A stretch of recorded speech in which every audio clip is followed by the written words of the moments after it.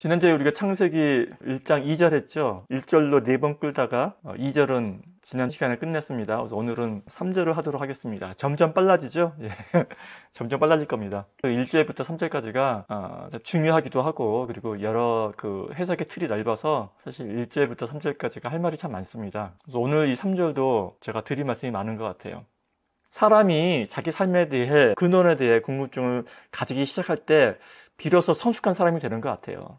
깊이 있는 사람이 되는 것 같고, 신앙인이고 아니고를 떠나서, 어느 종교를 믿고 그걸 떠나서 사실 그 문제를 해결했을 때 우리가 진정한 성숙한 그 인간으로서 완성이 되는 것 같아요. 그 질문을 끊임없이 해야 됩니다. 이 삶에 대해서, 인생에 대해서, 그러니까 나의 인생이죠. 나의 인생, 나의 삶에 대해서, 이 사회에 대해서 끊임없이 질문을 하고요. 그게 어떤 형태의 질문이 됐든지 간에, 그리고 거기에 대한 그 해답을 찾아야 돼요. 그 찾는 작업이 두드리고 찾고 묻고 하는 그런 작업이거든요.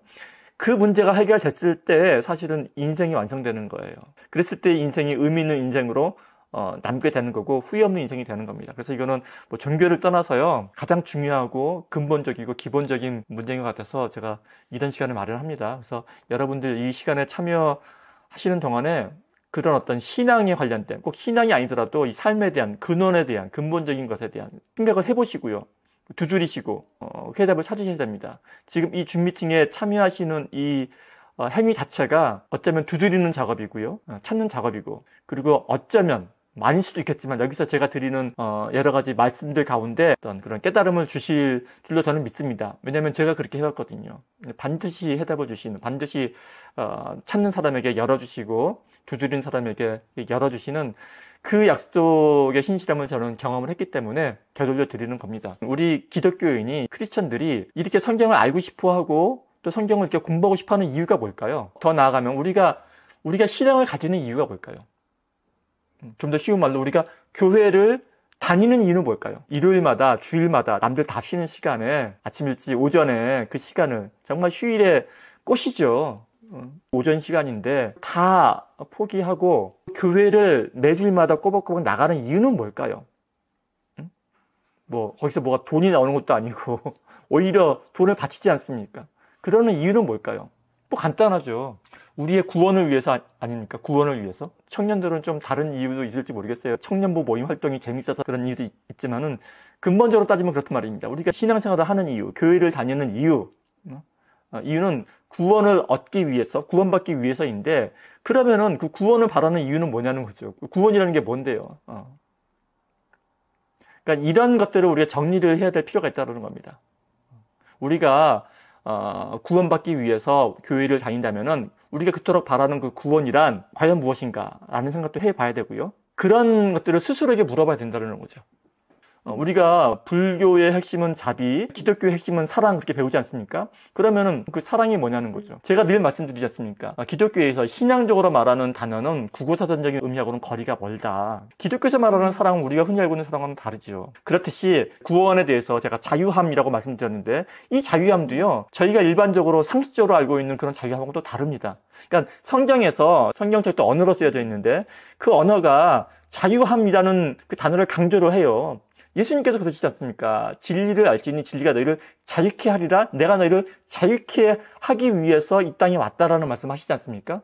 그러나 그 자유함은 제가 여기서 뭐 몇백 시간을 떠들어도 모자르는 단어인데, 떠들어도 담을 수 없는 단어고요.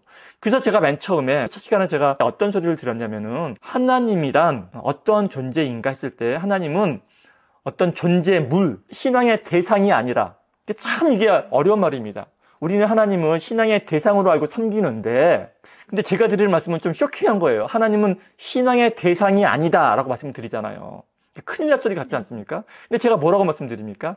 하나님은 우리가 섬기는 대상으로서의 그 존재물이 아니라 존재 자체이다 라는 말씀을 드렸잖아요.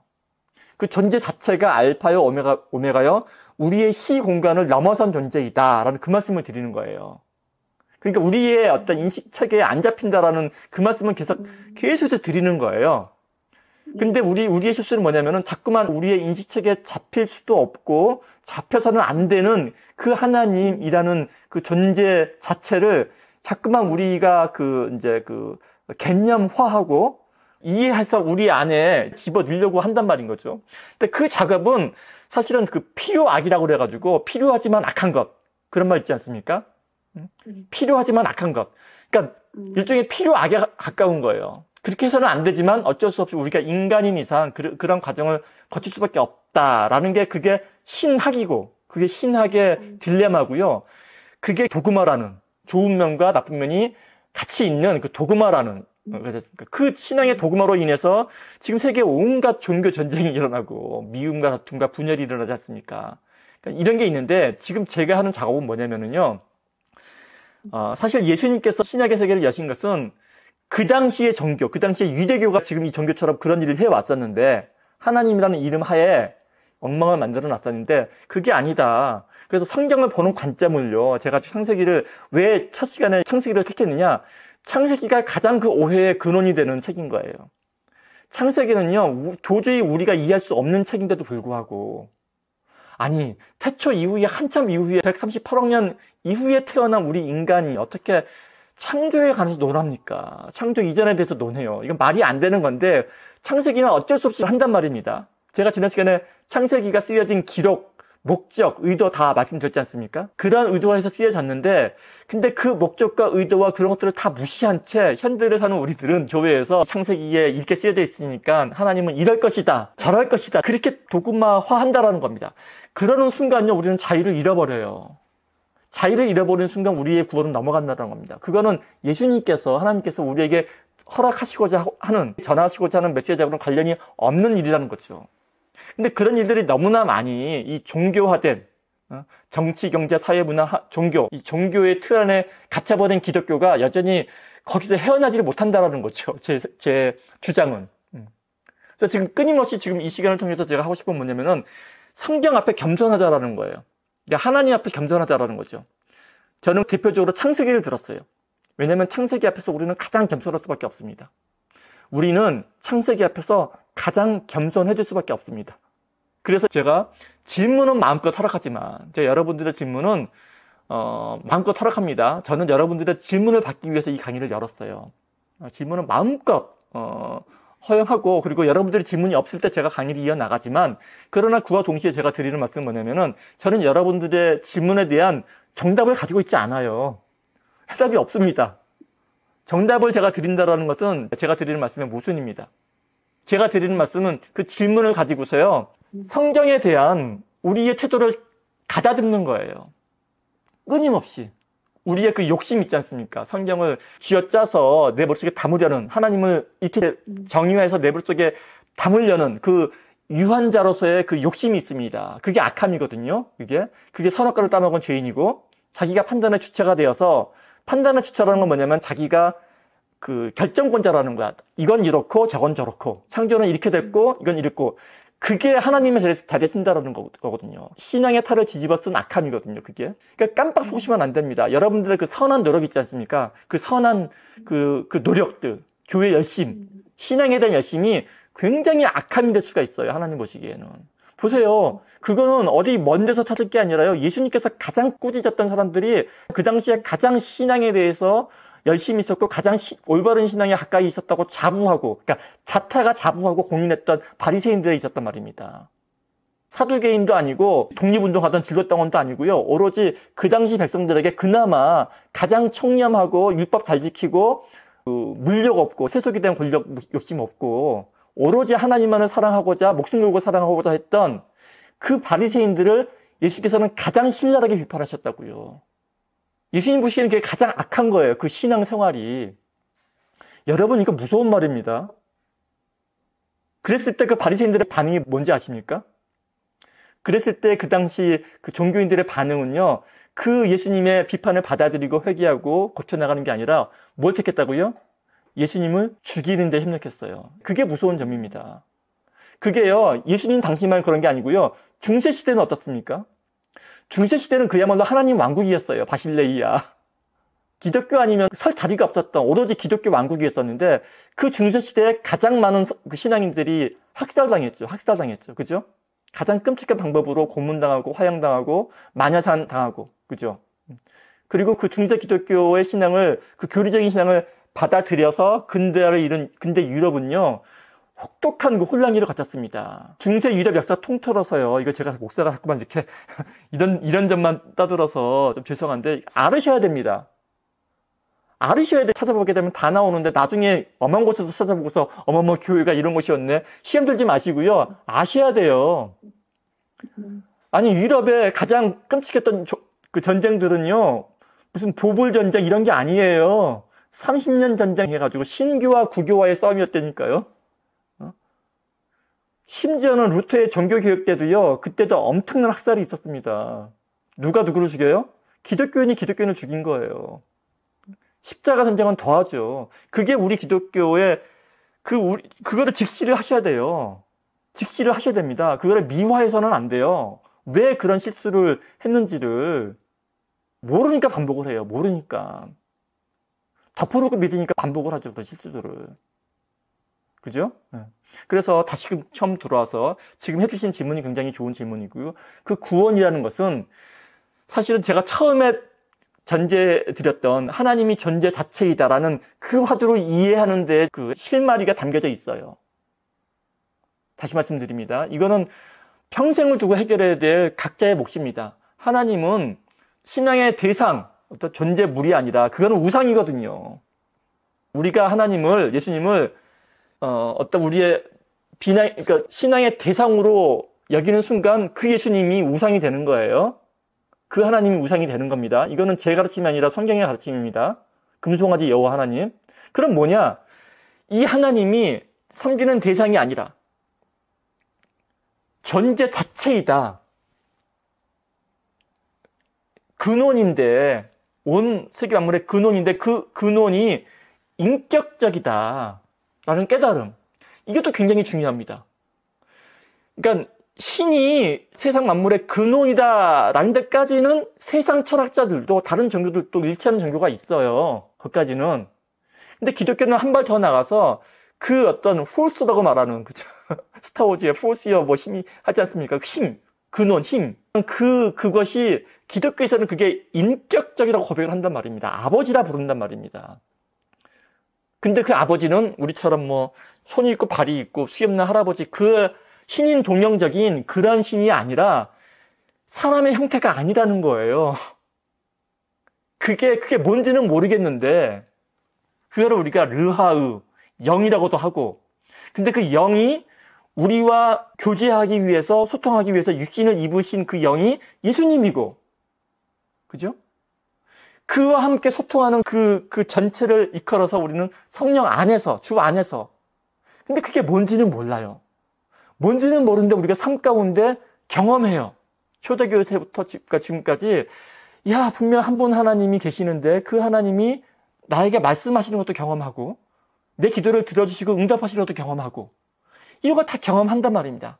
그럼 이 경험한 것을 어떻게 풀어낼까 하다가 머리를 싸매고 하다가 나온 교리가 삼위일체 교리라는 거예요. 뭔지는 모르겠는데 그 성부 하나님과 성자 예수님이 한 분이시다.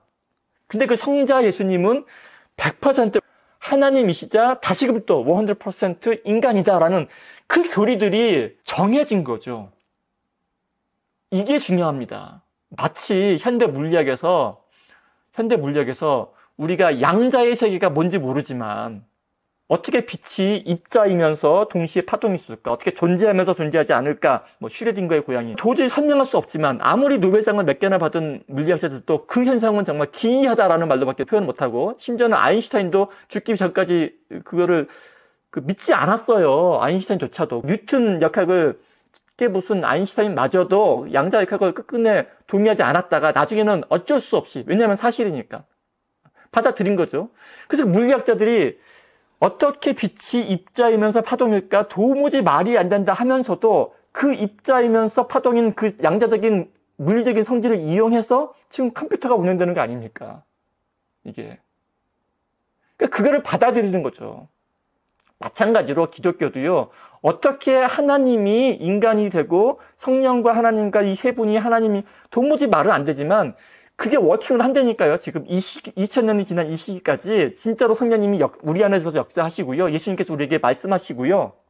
우리의 기도를 들어주시고요. 근데 그 예수님이 곧 하나님이시고요. 이 신앙 체계가 아직까지 워킹을 한다니까요.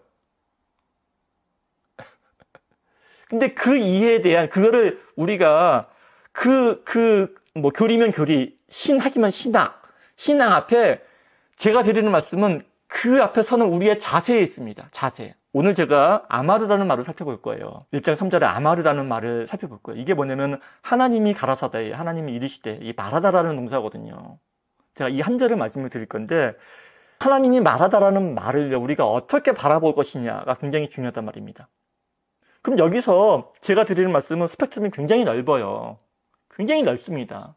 다 기독교에서 2000년 역사 가운데 설명이 되어진 그러한 하나의 다 론이고 설인 것이죠.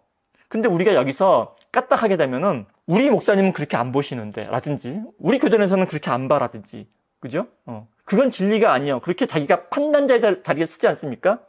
그러는 순간 남는 거는 분리밖에 없죠. 갈등과 분리와 대결.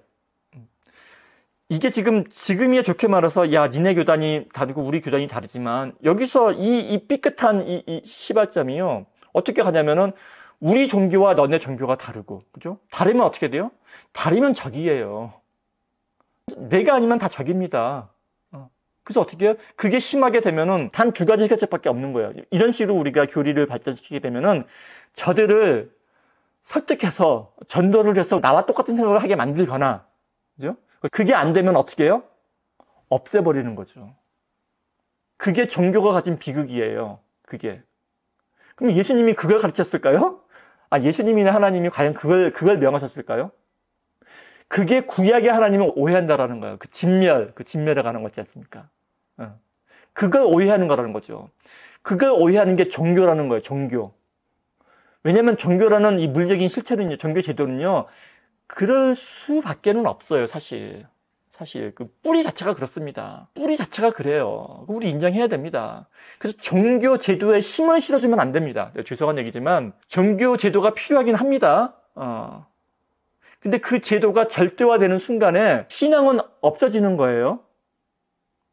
최소화해야 된다는 겁니다. 최소화. 이게 굉장히 중요한 거죠. 그 질문 하나에 제가 너무 나갔나요? 근데요, 어쨌든 이런 식으로 저는 이 부분을 계속해서 강조를 할 겁니다.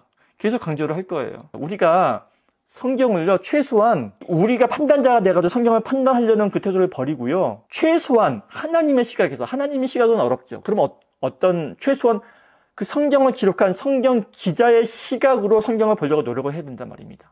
과연 어떠한 심정으로, 과연 도대체 뭘 받길래 이런 기술을 했을까? 라는 마음으로 성경을 보는 게, 그게 어쩌면 최선의 방법일지 몰라요. 보십시오. 우리가 한 권의 책을 읽더라도 가장 좋은 독서의 태도가 뭐냐면요, 독자의 입장에서 저자의 마음으로 읽는 거예요. 그게 독서거든요. 저자의 마음으로, 전지적인 시점에서 그게 바른, 가장 현명한 독서의 자세거든요.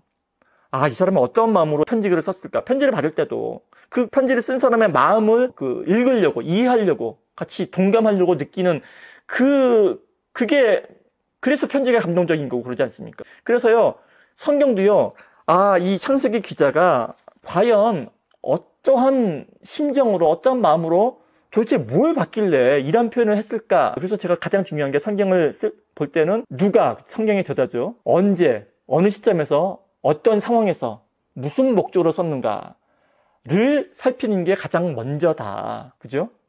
그래서 신약교에서 창세기, 출애굽기 볼 때 가장 먼저 결론에 그게 나와요. 창세기는 기원전 10세기에 쓰여질 것이다, 6세기에 쓰여질 것이다, 아니 포로기에 잡혔을 때 3, 4세기에 쓰여질 것이다. 이런 식으로 검증을 해 나가는 거죠. 그러면 명확해져요. 그 시각, 그 당시 성경 저자 입장에서는 이런 식의 표현이, 이런 부분이 강조가 되고, 이게 된다라는 거죠. 그 당시 상황을 이해했을 때 우리에게 다가오는 바가 명확해집니다. 그게 주석이고 석이라는 거죠.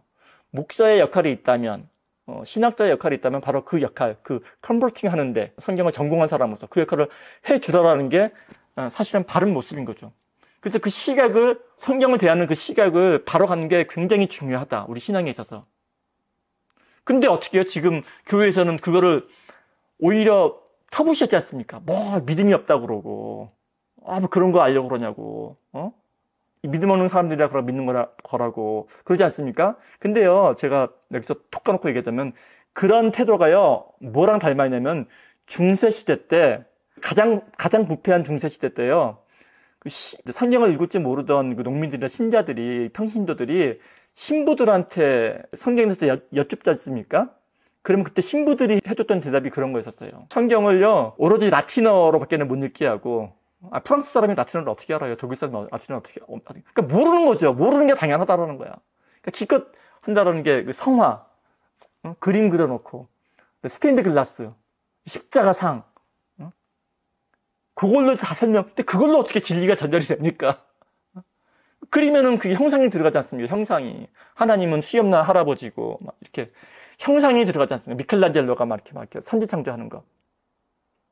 그것 때문에 사실은 그 형상화 금지 때문에 동방정교회랑 사방교회랑 갈라지기도 했습니다. 형상이나 그림을 그래서는 안 된다라는 그 동방 오소독스 처치하고 어쩔 수 없이 해야 된다라는 사방교회랑 그런 식으로 갈라지기도 하고 그 작업들이 끊임없이 있어 왔다라는 거죠. 그래서요, 사실은 갈 길이 멉니다. 제가 지금 뭐 요만큼 말씀드리는데요, 기독교 신앙을 회복하자라는 제 말씀은요, 사실 굉장히 그 무게감 있는 말이에요. 어떤 그런 것들을 넘어섰을 때 가능해요. 이웃을 내 몸처럼 사랑하라. 이게 너무나 흔한 말인데요. 한번 생각해 보십시오. 이웃을 내 몸처럼 사랑하라는 말은요, 이웃과 내가 남이 아니다라는 말인 거예요. 하나라는 말이거든요. 하나? 한 지체가 그거예요. 지체가 하나라는 거예요. 손과 발가락이 다르게 보이고 기능도 다르지만 한 몸 안에 있는 한 지체다. 하나다라고 하거든요. 하나라는 인식이 있을 때 몸이 가장 건강하고 아름답다. 그 얘기를 끊임없이 얘기를 해요. 예수님의 메시지를 가장 잘 이해했다고 자타가 공인하는 바울이 그 얘기를 한단 말입니다. 그 하나가 제가 말씀드린 하나님은 존재 자체다라는 말과도 일맥상통하는 말인 거예요. 왜냐하면 존재 자체에는요, 나눔이 없어요. 제가 왜 섬기는 대상으로서의 하나님을 부정하냐면은 비록 하나님을 섬긴다 하더라도 섬긴다라는 말에는 섬기는 나와 섬기는 대상이 분리가 돼요. 주체와 객체가 분리가 된단 말입니다. 나눔이 있어요. 근데 하나라는 말은 나눔 이전을 말하는 거예요. 나눔 이전. 그거를 무라고도 얘기하는 거예요. 무로부터 창조했을 때 무라고도 얘기를 하는 겁니다. 그냥 단순히 있다가 없네 이게 아니고요. 우리가 그 어떤 개념화할 수 없는 어떤 그 무엇, 존재 자체, 하나. 사실은 하나가 무예요. 하나가 무입니다. 여기서 아마르 말씀하셨을 때 세상이 창조가 되는 거거든요. 그게 말씀으로 창조인데 제가 지금 이 말씀을 드리고 싶은 거예요. 이 아마르라는 말하다라는 게 뭐냐면요. 지금 뭐 하나님께서 히브리어로 빛이 있으라 이렇게 말했다는 게 아니라 이런 어떤 히브리어 영어의 그 발화된 스피치의 말이 아니라 이 존재 자체의 하나님이 드디어 나눔을 허락하셨다라는 거예요. 구분을 허락하셨다는 겁니다. 구분을 허락하셨다. 존재 자체신 하나님이 성육신하셨다라는 말하고도 같은 말이에요. 다시 말씀드립니다. 존재신 하나님이 육신의 입을 입고 이 땅에 들어오셨다라는 말과도 같은 말이 하나님께서 말씀하셨다라는 그 말이라는 거예요. 우리 신약에서도 요한복음 1장에 이제 뭐라고 그럽니까? 태초에 말씀이 계셨으니 말씀이 곧 하나님이다. 그 말씀이 하나님과 함께 계셨고 그 말씀이 곧 예수님이다. 이렇게 가잖아요. 너무너무 신비로운 말씀이잖아요. 아름답고. 그래서 말씀과 하나님과 예수님을 동일선상에 놓거든요. 그리고 그 말씀을 로고스라고 말을 해요. 로고스. 헬라어로 로고스. 로고스는 명사고 그게 동서형의 레고예요. 레고. 레고가 무슨 말인지 아십니까? 레고는 말하다예요. 아마르랑 뜻이 같아요. 그러면 보십시오. 그 당시 히브리인이나 헬라인들은 그렇게밖에는 말할 수가 없는 거예요. 창조를. 왜냐면 당시 사람들은요, 창조를 하려면 말을 해야 돼요. 말이 안 나오면은 뭔가가 안 이루어지는 게 그 당시 사고거든요. 그 당시에는 왕이 곧 신이었거든요. 신하고 왕은 항상 동시에 섰습니다. 그래서 신하가 필요한 거였었고, 왕은 곧 신이었습니다. 그리고 그 왕이 말을 해요. 명령이죠, 명령. 왕의 명령이죠. 그럼 그 왕의 명령이 이루어져요. 말하면 이루어진다. 신이 말하면 이루어진다. 왕이 말했는데 이루어지지 않았어. 그 왕은 어떤 왕이에요? 몰락한 왕이죠. 그 왕은 더 이상 왕이 아닌 거예요. 신이 아마를 했는데 이루어지지 않았다? 그럼 신이 아닌 거죠. 그 당시 이방인들은 어떻게 해요? 신을 바꿔요. 아, 이 신 믿었는데, 야, 별거 없네. 그럼 다른 신 믿어야지. 바뀐단 말입니다. 왜냐면 신이 많으니까 더 센 신 찾아다니는 거죠. 그래서 우리는 지금 현대인들은, 뭐 하나님께서 말씀으로 어떻게 창조를 해? 이해가 안 가지 않습니까? 마치 신화 믿듯이 하는데, 신화가 아니라니까요. 당시 사람들은 요만큼도 거기에 대해서 의의를 제기하지 않았습니다. 당연히 신이 말했으면 있어야 되는 거 아니야? 창조는 당연히 말로 하는 거 아니야? 그게 아마르라는 거죠, 아마르. 지금 저는 이 아마르의 이 말씀에 관한 부분 딱 한 가지만 말씀드린 거예요. 아마르라는 말은 이 말이, 뭐, 레고로 해석이 되니까 스피치 발화된 말로 그렇게 쓰였을 것이다 라고 유추해서 그렇게 해석하는 것이고, 그 이전에, 히브리어보다 훨씬 더 이전에 있었던 문자들을 공부해 보게 되면은 아마르라는 말의 어원이 아카드어에도 있고 고대 근동의 수메르어에도 있고 다 이 공유를 한다고 하지 않습니까? 이 말을 아마르 요 말은 뭐 많이 있습니다. 이 말에 같은 급의 말들이 그 말들에는 말하다라는 뜻만 있는 게 아니에요. 이 아마르라는 말 뜻에는 뭐 결정하다라는 것도 있고요. 뭔가를 보여주는 것도 아마르라고 얘기를 하기도 하고요. 판단하는 것도 아마르라고 얘기를 하기도 하고 뭔가를 구분하는 것도 아마르라고 얘기를 하기도 하고 우리는 그중에서 단지 이 문맥에 맞는 하나님께서 가라사대 이르시되 말씀하시다라는 말을 선택한 거죠. 선택을 한 겁니다. 다른 설명 한번 더 드려볼까요? 예를 들어서 보여주다, 그러니까 보이다라는 거예요. 아마르가 만약에 보이다라는 뜻을 한다고 그러면은 보이려면 어떻게 해야 돼요? 보이려면 일단 빛이 있어야 되죠. 빛이. 본다라는 게 빛이니까. 사실은 그래서 첫 번째 창조가 빛이라는 게 우연이 아닌 게요. 사실은 창조를 하려면 빛부터 있어야 됩니다. 빛이. 그리고 빛을 창조할 때도 어떻게 창조하냐면요. 어둠과 나누어요. 나눕니다. 나눔이 곧 창조적인 행위거든요. 근데요, 보십시오. 제가 또 어떤 말씀을 드렸냐면은, 태초에 빛이 있어라 했었으니까 빛이 없었을 거 아닙니까?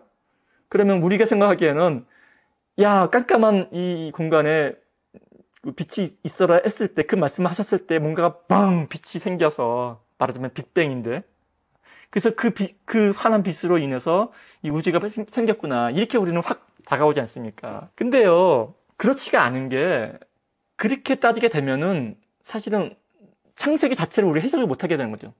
창세기 이후에, 그 여러 가지 말들을 해석을 못하게 되고, 그래서 말하는 게 그 빛은 창세기 때 빛이 있으라 했을 때 그 빛은 우리가 말하는 이런 환한 가시광선이 아니라 하나의 파동이다. 전자기파. 여기 젊으신 분들은 알 거예요. 전자기파가 뭔지. 그 빛이 전자기파니까. 우리가 보는 빛은 빛의 지극히 일부분 보이는 가시광선이고 가시광선보다 파장이 짧은 자외선서부터 긴 적외선 그 영역 넘어서 전파까지를 다 포용하고 있는 거고 그 전파가 지금 돌아다니면서 우리가 라디오를 켜게 되면 소리가 나지 않습니까? 그 소리가 뭐냐면은 이 공간을 떠다니는 전파를 잡아서 우리가 소리를 듣는 거거든요. 그 전파가 빛이라는 거예요. 그 전파를 잡아서 물건을 보는 게 전파 만원경이고 그러니까 깜깜해 보이는 우주에도 사실은 그 빛의 일종인 전파들과 꽉 차 있다라는 거죠. 그래서 그 빛 중에서 구분을 지었을 때 비로소 빛이 되는 거예요. 빛이. 그러니까 창조를 그렇게 본단 말입니다. 그렇게 볼 수도 있다라는 거죠. 그래서 우리가 하나님께서 이르시되 했을 때 그 아마르를 만약에 보여준다. 이런 식으로 해석하게 된다면은 우주 창조에 대한 빛이 있으라는 말을 우리가 다른 식으로 또 받아들일 수 있다라는 거죠. 제가 드리는 말씀은 그러니까 장 목사님이 말씀하시는 게 그렇구나. 태초에 하나님께서 빛을 창조하신 게 아니라 전파를 창조하셨구나. 이렇게 가면 안 됩니다, 여러분들. 이렇게 가면 안 돼요. 안 됩니다. 뭐라고요? 항상 성경 앞에 도대체 뭘 받길래 있죠. 그 겸손한 자세 있지 않습니까? 그 자세가 중요하다고요. 그렇게 했을 때 이 아마르가 보여주다라고 해석이 되든 말씀하시되라고 해석이 되든 아니면은 뭐 구분하다, 이름 짓다라는 말도 이름 짓다, 개념화하다라고 설명이 되든 아무런 우리의 신앙에 영향을 안 미칠 수 있다라는 거죠. 그래서 이 창조를요, 굉장히 신비로운 사건인데, 그래서 제가 창세기 1장 1절과 2절을 할 때 이것을 뭐 독립절로 보느냐, 뭐 종속절로 보느냐에 따라서 무로부터 이 창조가 설명이 되기도 하고, 아니면 있는 것에서의 덜어내는, 정리하는 그런 창조가 되기도 하고, 이렇게 창조의 설명이 확 바뀐다고 제가 말씀을 드렸어요. 보십시오. 또 창조를요, 이렇게 생각을 한번 해보십시오. 창조는 무엇인가를 만드는 행위인데, 예를 들면은 건축가가 집을 짓습니다. 그럼 집을 짓는다라는 어떤 그런 행위를 일종의 뭐 창조 행위를 할 때 가장 그 창조 행위의 전제가 되는 게 뭐냐면요, 이 건축 설계사의 뜻입니다. 뜻. 건축 설계사가요, 어떠어떠한 집을 지어야겠다라는 그 뜻이 먼저 있고요. 그 뜻이 이루어졌을 때 시공사가 설계를 하죠. 그래서 집이라는 실체가 나타나는 겁니다. 생각해보면 모든 게 다 그렇습니다. 의자라는 게 왜 생겼나요? 의자라는 것은 누군가가 어디 무슨 뭐 좀 다리도 아픈데 편하게 앉으면 무엇인가를 생각을 했을까란 말입니다. 그 생각에 대한 산물이 어떤 그 앉을 만한 바위가 됐든지, 그죠? 아니면 다리 4개가 있는 의자가 됐든지, 뭐가 됐든지 간에 의자라는 어떤 실체가 된단 말입니다. 창조라는 행위 이전에 어떤 창조주의 인식이 필요하다는 거죠. 인식. 그죠? 그래서 이 아마르를요, 제가 뭐 지난주 시간에 어떤 식으로 끝났냐면은, 그 하나님께서 빛이 있어라 말씀하셨을 때 그 말씀은 히브리어나 어떤 발화된 말이 아니라 결국 하나님의 뜻일 것이다. 이런 말씀을 드리면서 끝났어요. 그러면은 그 뜻은 무엇인가요?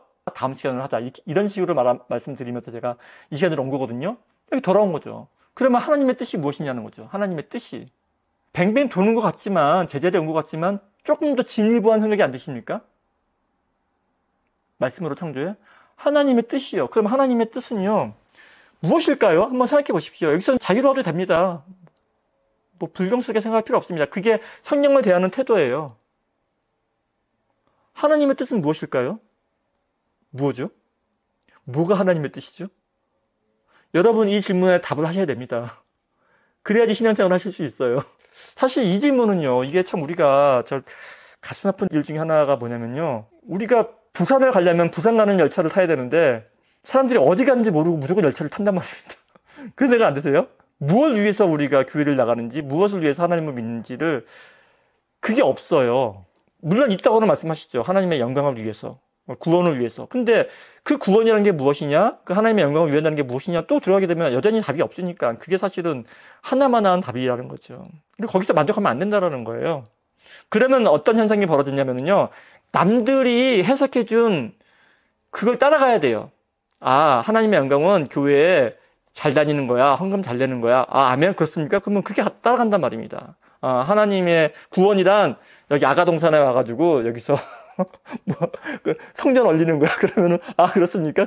구원이란 면죄부 사는 거야. 뭐 이렇게 따라간단 말입니다. 그럼 역사적으로 드러났잖아요. 그게 얼마나 어리석은 일인지.